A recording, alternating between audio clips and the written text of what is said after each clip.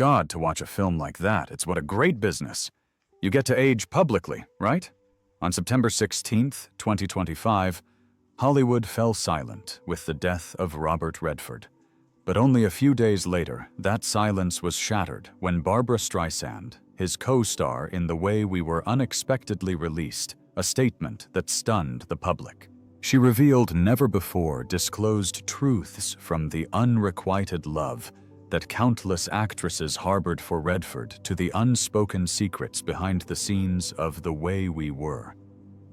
She also hinted at speculation about his sexuality and the fact that Redford's real persona was vastly different from the image he projected on screen. So, who was Robert Redford truly like behind the camera? And what did he do that Barbra Streisand could never forget? Barbra Streisand and Robert Redford, two seemingly unrelated names, forged one of cinema's most enduring on-screen partnerships, which spanned nearly a decade. The first time Streisand saw Redford, she was blunt in her dismissal. He looks too ordinary, like a guy you could see anywhere on the street. But destiny had other plans. When Redford appeared on Broadway in Barefoot in the Park, Barbara merely shrugged. Well, he's okay. It wasn't until Streisand saw Redford in this property as condemned with his pensive and mysterious gaze that she finally sensed the man's profound appeal. And so, Barbara made a decision. She had to cast him in The Way We Were, 1973, the classic masterpiece of romance. Few know that the beginning of this great cinematic coupling was actually a resolute refusal from Redford. In her memoir, My Name is Barbara Streisand, revealed the real reason Robert Redford didn't want the starring role. Holding the script, Streisand immediately saw a story with the power to shatter hearts: Katie Morosky, the politically passionate girl, and Hubbell Gardner, the attractive blonde, a quintessential American elite. In her mind, only Redford possessed the necessary complexity to breathe life into the role of Hubbell. But the first shock arrived, Redford said, no. He called Hubbell a shallow kid, merely a faint backdrop to Katie's story.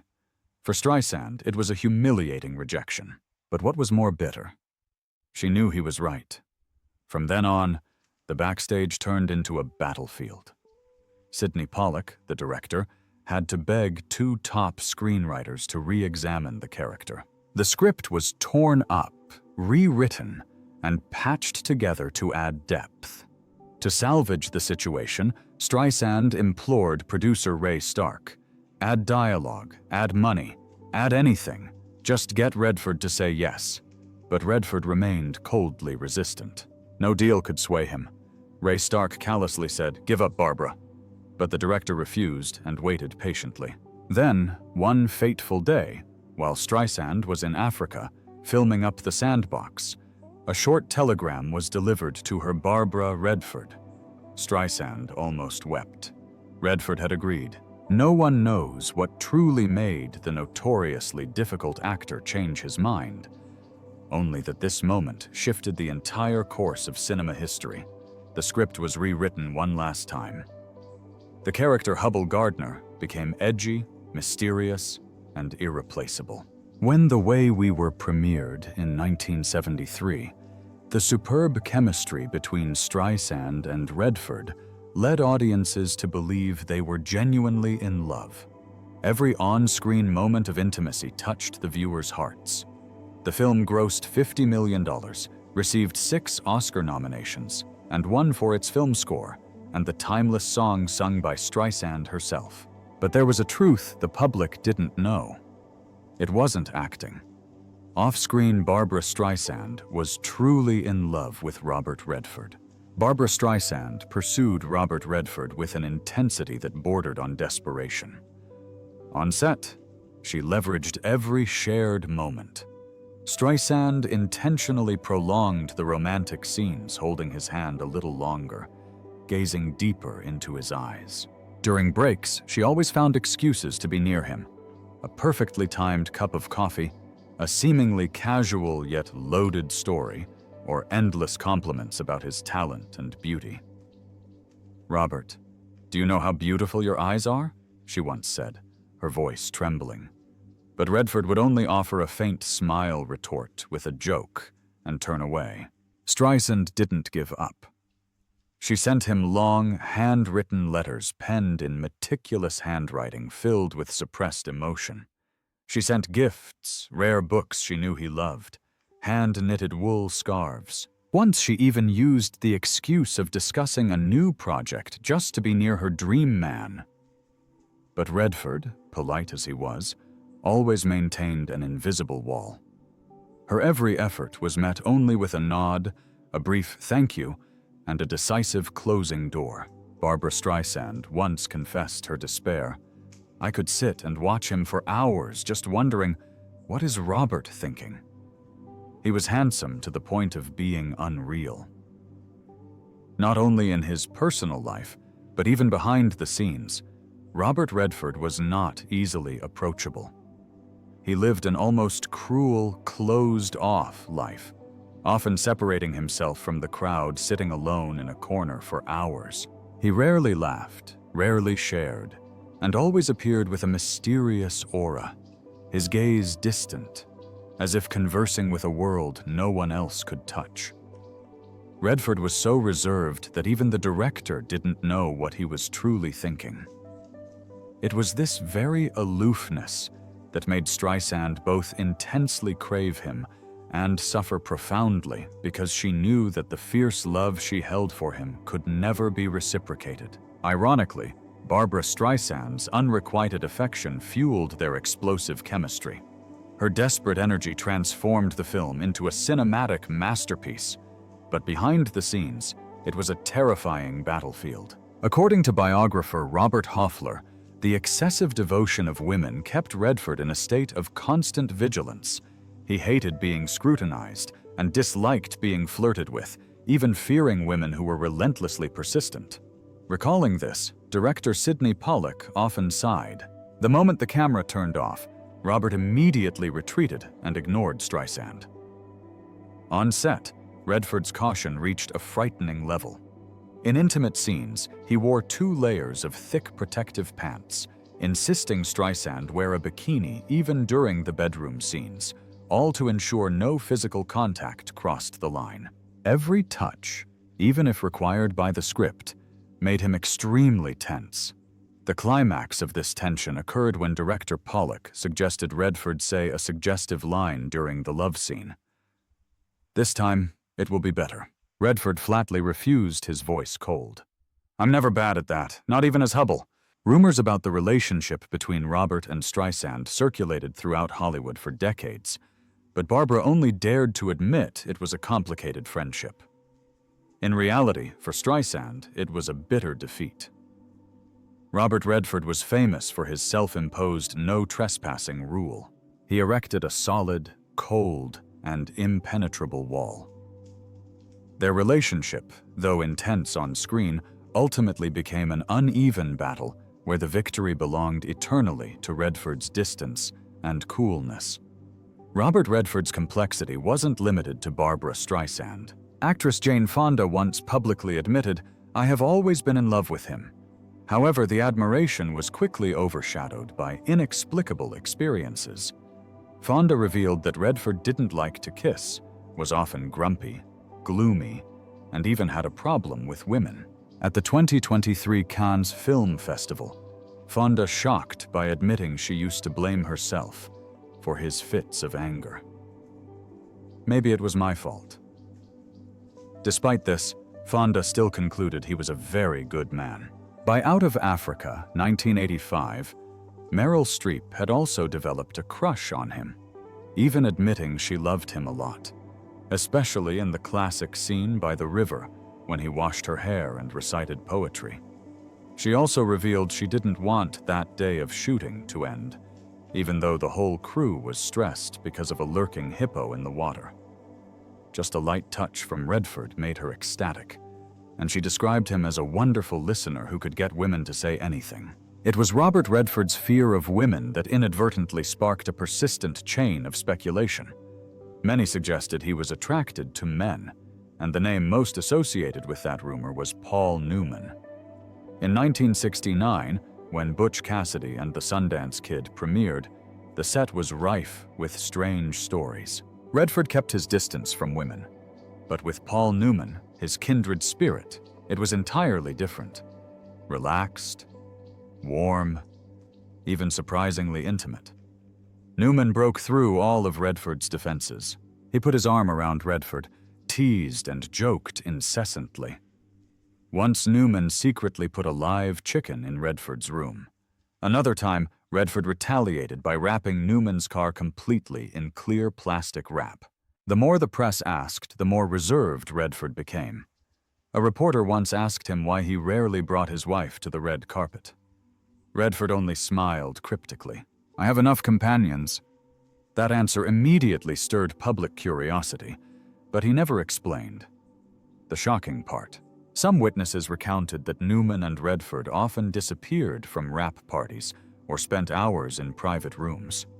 No one knew what they discussed, only that when they returned, the atmosphere between them seemed so strange that it was like they had just been on a date.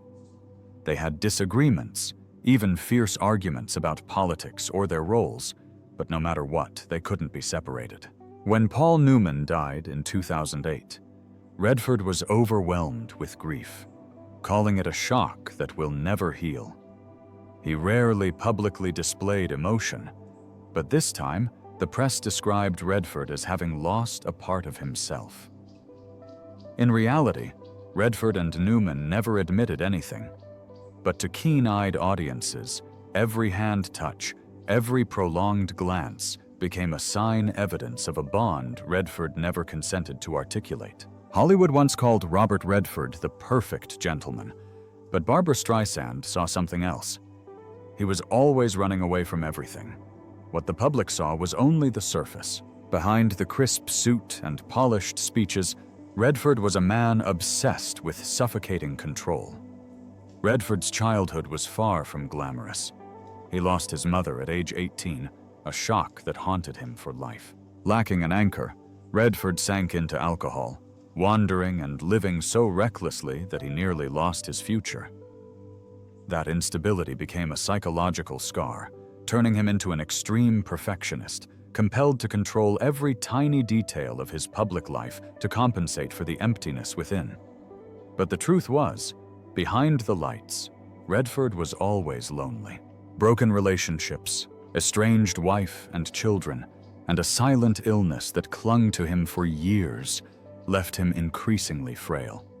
Barbra Streisand recounted that in their later meetings, she often caught Redford sitting alone in a backstage corner, a cigarette clenched in his hand, his eyes distant, as if looking into an endless void. He never allowed anyone to see his weakness, Streisand confessed. Even when his body was failing, Robert wanted to appear as an invincible gentleman. But I knew inside him there was only fatigue and fear. The greatest tragedy of Redford's life was the death of his firstborn son, Scott Redford, at just 2 months old. This wound became a lingering ghost, making him live his entire life with an unfillable sense of loss. Although he later had 4 more children, Redford rarely shared his emotions, choosing to bury himself in work instead of dialogue. And that silence only drove his family further apart.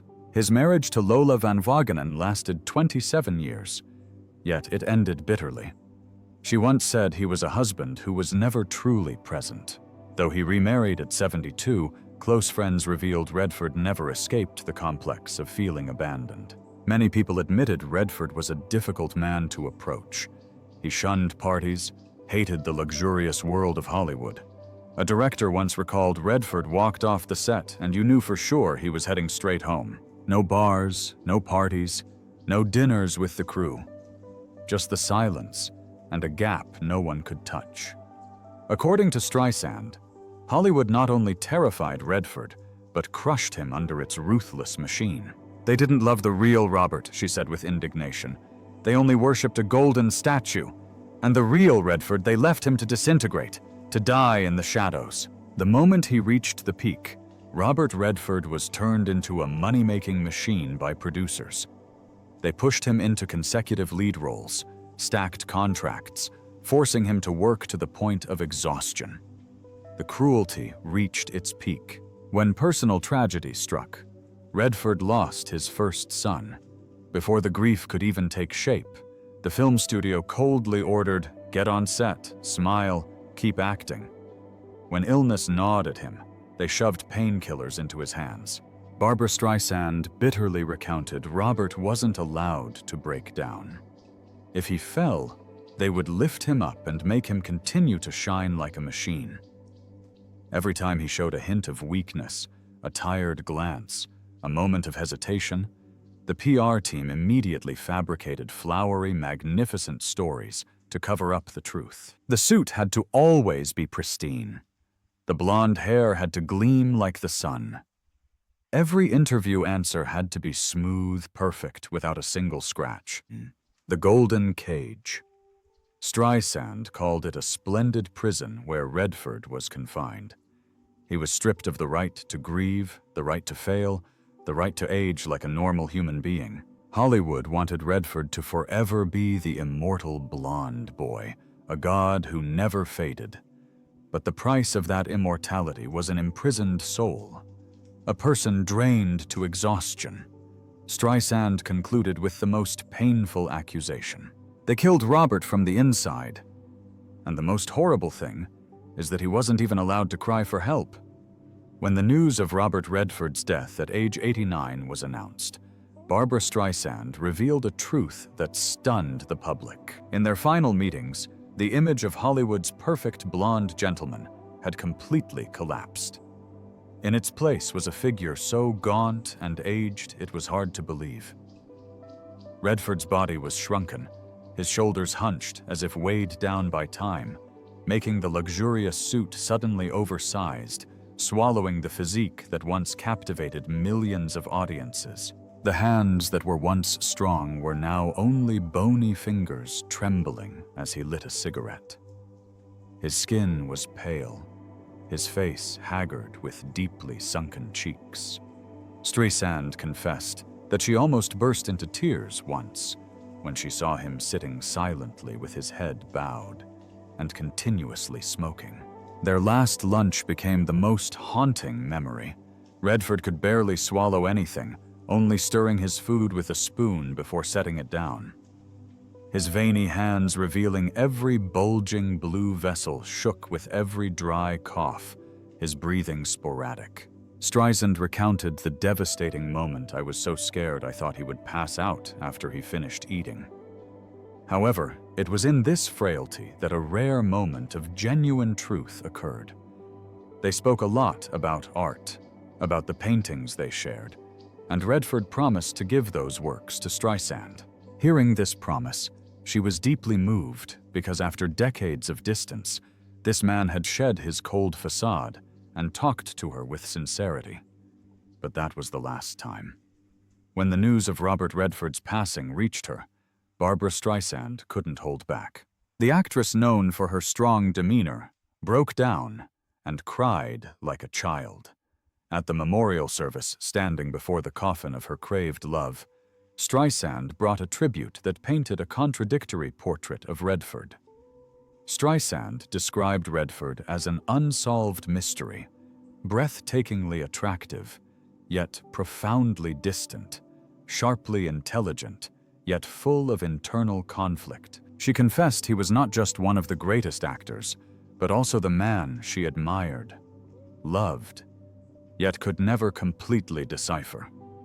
"He was one of a kind," Streisand wrote in her farewell, "and I'm grateful I had the chance to work with him." It is this raw truth, the unfulfilled, forever haunting love, that makes this story immortal. In the final moment, Streisand bid farewell not only to Robert Redford, but also to her own Hubble Gardner, closing a chapter of unfinished love that remains eternal in Hollywood's memory. Robert Redford's legacy and life. Robert's birth name was Charles Robert Redford, Jr., born in 1936 in Santa Monica to an immigrant family. His mother, Martha, was the greatest light of his childhood. But when she died at 40, Redford's world collapsed. He once admitted from that moment, "I never again believed that happiness could last long." In Van Nuys, Redford was known as the bad kid reckless, preferring art and sports over academics. He trained tennis with legend Pancho Gonzalez, almost succumbed to polio at age 11, but then stood back up with a tough will. At the University of Colorado, Redford quickly lost his scholarship due to alcohol and arrogance. At this time, society saw him as a failure. But for Redford, it was a one-way ticket to voluntary exile in Europe. In Paris, he sketched along the sidewalks, earning pennies from tourists. In Spain, he lived a bohemian life in cheap boarding houses, sometimes having to survive on dry bread and cheap wine. In Italy, he submerged himself in the chaotic freedom of la dolce vita, mingling with anonymous, dreamy, and rebellious artists. It was those years on the road that tempered him. Redford learned to observe, learned to look directly into the darkness of life, an escapee from destiny, indifferent, yet deeply yearning for a world of his own. When he returned to New York, he brought with him the wildness of Europe and the inner turmoil of someone who never truly belonged anywhere. There, Redford studied at the Pratt Institute, and later the American Academy of Dramatic Arts. He started in Broadway theater, where his emotional scars, loneliness, and rebellious desires found their first expression. His film career came to Redford almost by chance. His blonde looks and distant eyes quickly made directors see in him a screen presence. But Redford didn't want to be just a handsome Hollywood guy. He often turned down cliché roles, and that very persistence created the distinct Redford. Butch Cassidy and The Sundance Kid 1969 was the turning point. The film not only brought him global fame, but also created an immortal dynamic duo with Paul Newman. On-screen, they were reckless companions. Off-screen, they were two souls bound by a rare trust. There was much speculation that their friendship went beyond boundaries, that Redford was only truly relaxed when he was with Newman. Whatever the truth, the audience felt the strange spark between them. Next, The Sting 1973 made Redford an A-list star. The role of the charming con artist earned him an Oscar nomination for Best Actor. In the same year, he appeared in The Way We Were with Barbra Streisand, a romance film considered a classic, where Redford and Streisand's gazes created an unbound love story in the hearts of the audience. Streisand once confessed, "Behind that smile is a man who is constantly running."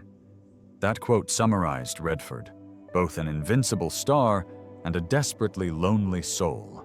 Hollywood called Redford the perfect gentleman, but that perfection was a mask he had to wear until the end of his life. From the always crisp suit, the neatly combed blonde hair, to the smooth answers given to the press, everything was tightly managed. If cinema gave Redford fame, it was the Sundance Film Festival, where he carved his name into cultural history. Founded in 1981, Sundance was initially a small film festival in Utah, but thanks to Redford's vision, it quickly became the paradise of independent film. Quentin Tarantino, Steven Soderbergh, Darren Aronofsky, Paul Thomas Anderson, all were uplifted by Sundance. Redford paved a way for hundreds of young artists, helping them stand against the commercial Hollywood machine. But few know Redford created Sundance not just for art. Many friends said he needed a private kingdom, a place where could be himself, free from the burden of fame. Sundance for him was both a gift to art and a refuge from the suffocating glamour of Hollywood. However, Sundance itself exhausted Redford. Managing a colossal cultural empire, he bore too great a responsibility. Behind every brilliant speech was still a skinny man, always quietly seeking a peaceful corner to breathe. Every role, every film, was a piece both honoring him and revealing the emptiness within his own soul. In the speech that silenced all of Hollywood, Barbra Streisand said, "Robert Redford was one of the most beautiful, most talented, but also one of the loneliest souls I've ever known. He was my friend, my unfinished dream, and now that is gone. I just want to say, Robert, you are home now. You don't have to play any role anymore." The audience shuddered in the eyes of the world. Redford was an immortal legend, but in the eyes of Streisand, and perhaps everyone who crossed his path, Redford was just a human being with wounds that never healed.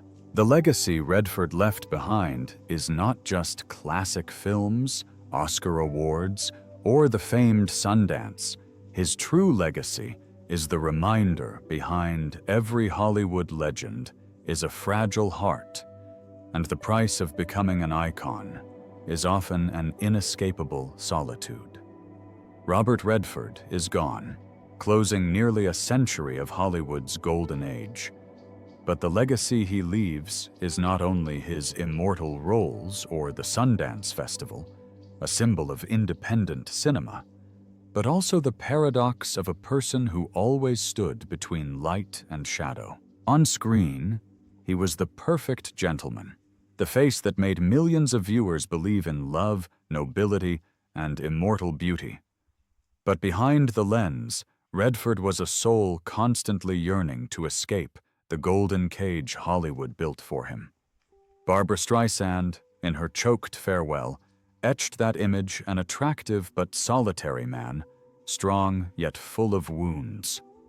For her, Redford was not just a co-star, but a chapter in her heart that was never closed.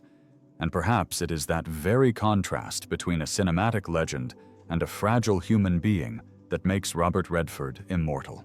Now, when audiences remember him, they don't just remember Hubble Gardner or the Sundance Kid.